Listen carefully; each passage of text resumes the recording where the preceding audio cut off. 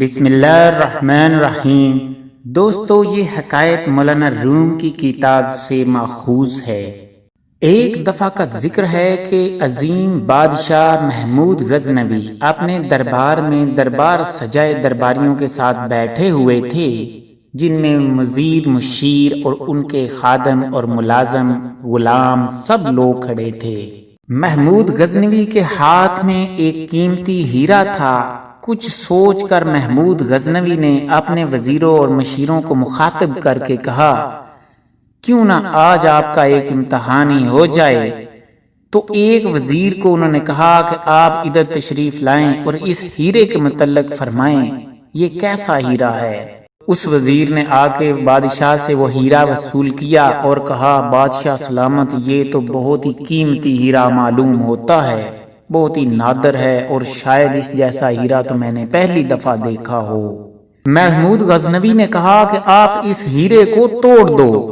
اس وزیر نے کہا، نہیں جہاں پناہ، یہ تو بڑا قیمتی ہیرا ہے، تو میں آپ کا یہ نقصان کیسے کر سکتا ہوں، یہ مجھ سے نہ ہوگا۔ محمود غزنوی نے ایک اور وزیر کو بلایا اور اسے بھی اسی طرح ہیرے کو توڑنے کا حکم دیا، لیکن اس نے بھی کہا کہ جہاں پناہ، ایسی دولت کا ضیاع مجھ سے نہ ہوگا جس کی وجہ سے آپ کا مالی نقصان ہو۔ آپ کی دولت میں سے یہ ایک بڑا قیمتی ہیرا ہے، اس کو میں اپنے ہاتھوں سے کیسے تباہ کر سکتا ہوں۔ اسی طرح اس کے بعد محمود غزنوی نے جس وزیر سے بھی اسے توڑنے کا کہا، انہوں نے عذر پیش کیا اور بادشاہ کی اس دولت کو نقصان اور ضائع ہونے سے بچانے کے لیے اسے نہ توڑا۔ انہی وزیروں میں محمود غزنوی کا پسندیدہ غلام اور مشیر خاص ایاز بھی کھڑا تھا۔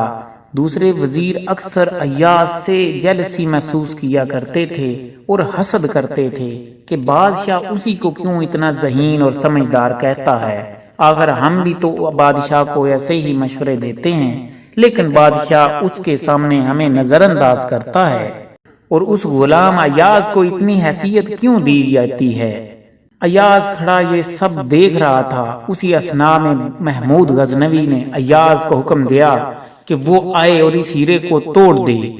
جیسے ہی ایاز نے وہ ہیرا پکڑا، فوراً زمین پر رکھ کر اوپر سے ایک پتھر دے مارا اور ہیرے کو ٹکڑے ٹکڑے کر دیا، یہاں تک کہ وہ قیمتی ہیرا چھوٹے چھوٹے ذروں میں تقسیم ہو کر رہ گیا۔ سارے لوگ پریشان ہو گئے کہ اس ایاز نے کیا بے وقوفی کی ہے۔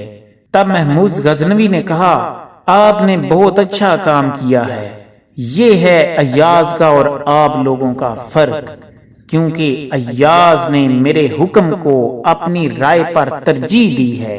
محمود غزنوی نے کہا کہ یہی وجہ ہے کہ میں ایاز کو آپ پر ترجیح دیتا ہوں، وہ عقل مند اور سمجھدار ہے، اس نے میرے حکم کو ترجیح دی ہے، مالی نقصان کو یا اپنی رائے کو اس نے ترجیح بالکل نہیں دی۔ یہ سن کر سارے وزیر ایک دفعہ پھر شرمندہ ہوئے اور ایاز کی ذہانت کی داد دینے لگے۔ تو دوستو، اس حکایت سے ہمیں یہ درس حیات ملتا ہے کہ حاکم کے حکم کی تعمیل کے آگے دنیاوی نقصانات کی کوئی حیثیت نہیں ہے۔ اگر آپ مزید اس طرح کی ویڈیوز کو دیکھنا چاہتے ہیں تو ہمارے چینل کو سبسکرائب کر لیں، ویڈیو پسند آئی ہے تو اسے لائک کر دیں۔ عرفان فانی کو اجازت دیجیے، اللہ حافظ۔